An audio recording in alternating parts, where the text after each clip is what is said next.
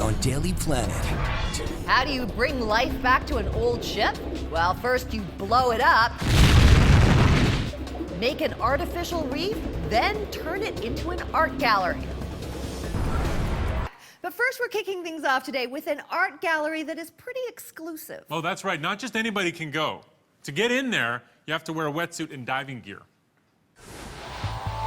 Assembling, preparing. A passion unique to an artist. I love to shoot. I love photography. Drifting the open waters off the coast of Key West. An unlikely spot to find a famed Austrian photographer. I'm Andreas Franke. I'm a commercial photographer. He's commanded by the world's biggest brands, creating images that grace the pages of magazines and billboards.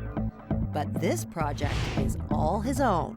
For me, it was in my heart. I was really looking for something. I'm a diver since 20 years, photographer since even longer, and to do something where I can bring art, photography, and diving together. The idea was an underwater art exhibit. Andreas found his inspiration across the ocean. I saw a dive magazine and they showed the Vandenberg, the whole thinking, and I thought this is extraordinary and it's exactly that what I'm looking for. The Vandenberg was a former Air Force missile tracking ship. It became the second largest vessel in the world to be purposely sunk for an artificial reef. For Andreas, it made a perfect setting for a gallery. I thought I need to do something to bring life back to a shipwreck. So his quest began to revive the sunken Vandenberg. First of all, I went to Key West, went diving, took my camera, my underwater camera, shot like plates of the shipwreck. So I came back with more than 1,000 or 2,000 shots I did on a couple dives. And then I went back to my studio in Vienna and shot all these people, all these different scenes in the studio. Using images of the bare ship and casted scenes, Andreas created stunning photographic art.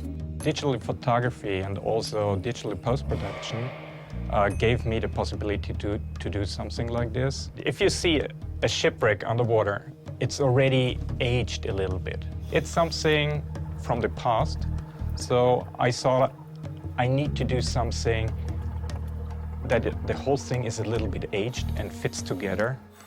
Figuring out how to fit the poster-sized pieces along the starboard side of Vandenberg's weather deck presented its own challenges. My vision was to see a real gallery show underwater, so that means all the art should be absolutely leveled, spaced, and in the right flow to keep the actual art intact underwater. That was pretty challenging because salt water is pretty aggressive, so everything made out of metal except stainless steel will be gone in a couple weeks. Wanting the prints to last more than just weeks, Andreas sealed them between plexiglass and attached them to a stainless frame. Simple magnets were added to hold the art to the wreck. We put them all together on a dive boat, went out to the Vandenberg. First day, rough sea. We were lucky on the second day, had perfect weather, and we let them down on a rope. One by one, 12 pieces installed, 30 meters below the surface. After we installed all these, we saw divers coming by and saw the first hanging images. It made me feel very happy. Fast forward 4 months and this showing was over. We had to bring up the art. I was really a little bit scared that their storms could destroy the art. Carefully, the living art was pried from the wreck and towed to the surface.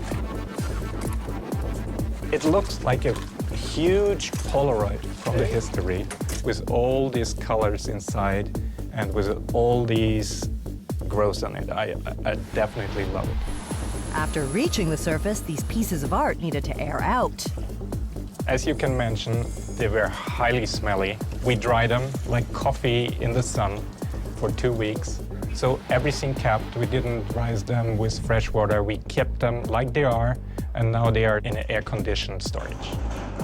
Now fully preserved, they're worth thousands. A few hang in a Key West dive shop. I realized when we have done the whole thing that this was a big thing for me, that it was really very emotional to have them down there. So compelling, Andreas is taking more art below the surface, swirling new interest for a discriminating crowd of art lovers who dive. And if you're a diver, good news, because Andreas has just taken down new artwork to the Vandenberg. It's going to be on display there until September.